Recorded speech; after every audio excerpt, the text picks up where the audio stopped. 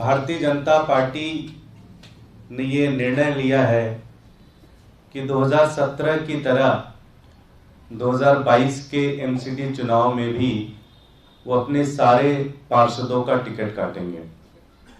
आपको ध्यान होगा 2017 के दौरान भी इन्होंने अपने सारे पार्षदों के टिकट काट दिए थे। अभी एक ही प्रश्न दिल्ली की जनता ये पूछती है कि भाई आप इन पार्षदों के टिकट क्यों काटते हो।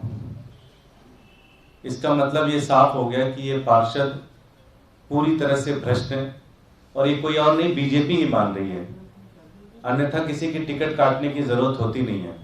2017 के दौरान इनके सारे पार्षद भ्रष्ट थे, इसलिए इन्होंने टिकट काट दी।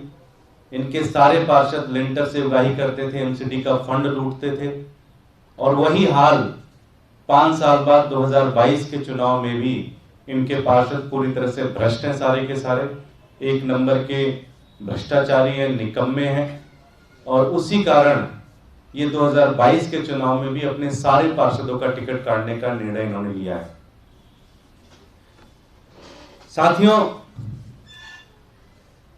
जब भारतीय जनता पार्टी खुद ये मानती है कि 2017 के भी इनके पार्षद सारे भ्रष्ट थे, 2022 के भी इनके सारे पार्षद भ्रष्ट थे, तो इनके ऊपर आज तक कोई कार्रवाई क्यों नहीं की गई।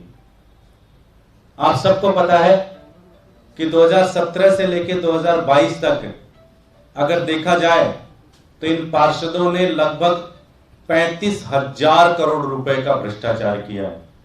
ये सारे इनके पार्षद और अधिकारी मिलकर देखा जाए तो एमसीडी के बजट का लगभग 50% बजट इन्होंने पूरी तरह से खा लिया। लगभग 35,000 करोड़ का भ्रष्टाचार इन्होंने किया है, लेकिन कोई कार्रवाई नहीं, कोई एफआईआर नहीं, कोई सीबीआई नहीं, कोई ईडी नहीं। आज तक एक भी पार्षद के खिलाफ कोई कार्रवाई नहीं की गई। पार्षद इनके चोरी करें, पार्षद इनके भ्रष्ट हैं, पार्षद इनके एमसीडी का सारा पैसा लूटे, लेकिन जेल के अंदर सत्येंद्र जैन रहेंगे, जेल के अंदर मनीष सिसोदिया जी रहेंगे, जेल के अंदर बाकी लीडर रहेंगे। ये कहां का न्याय है। इनके सारे पार्षद पूरी तरह से भ्रष्ट हैं। इसी कारण आज स्थिति ये हो गई कि भारतीय जनता पार्टी को अपने सारे पार्षदों का टिकट काटना पड़ रहा है।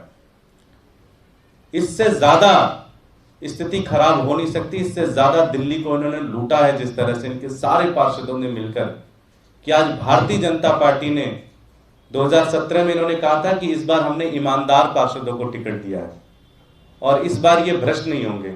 सच्चाई तो यह है कि 2017 वालों के भी बाप निकल गए भ्रष्टाचार में, उनसे भी 2 गुना ज्यादा भ्रष्टाचार कर दिया। आज स्थिति ये हो गई कि इन्होंने इतना भ्रष्टाचार किया कि आज एमसीडी के चुनाव तक टालने पड़ गए भारतीय जनता पार्टी को, क्योंकि आज इनके पार्षद और इनके नेता दिल्ली की जनता में जा नहीं सकते थे। इतनी बुरी हाल कर दी इन्होंने, पूरी तरह से पूरी दिल्ली को लूट लिया।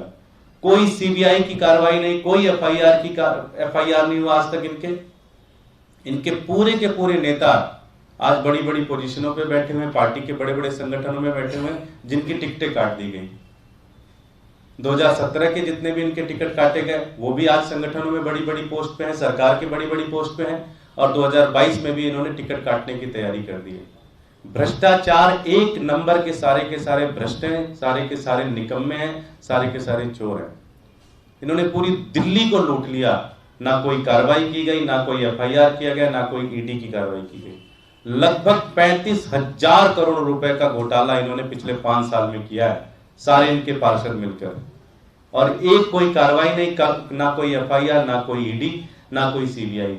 और जांच किसके ऊपर चल रही है? सत्येंद्र जैन जी के ऊपर चल रही है। उनको जेल के अंदर डाल रखा है पिछले 6 महीने से। मनीष सिसोदिया जी को जेल में डालने की तैयारी कर रहे हैं। ना कोई प्रूफ है, ना कोई डॉक्यूमेंट है, ना कोई कुछ। तो जो भ्रष्ट है उनके ऊपर कोई कार्रवाई नहीं हो रही है। इससे दिखाता है पूरी की पूरी भारतीय जनता पार्टी एक भ्रष्ट पार्टी है, चोर पार्टी है। सब लोग मिलकर भ्रष्टाचार कर रहे हैं दिल्ली की जनता का।